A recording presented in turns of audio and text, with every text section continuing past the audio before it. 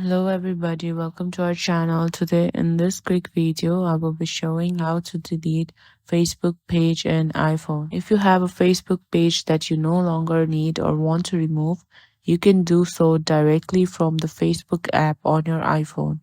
So let's go to the video. Open your Facebook app in your iPhone. Here, tap on the menu icon present on the bottom right of your screen. Here, tap on the pages to view the list of pages you manage. Find the page you want to delete from the list, tap on it to open it. Once you're on the page, tap on Settings option, usually represented by gear-like icon depending on the version of the Facebook app.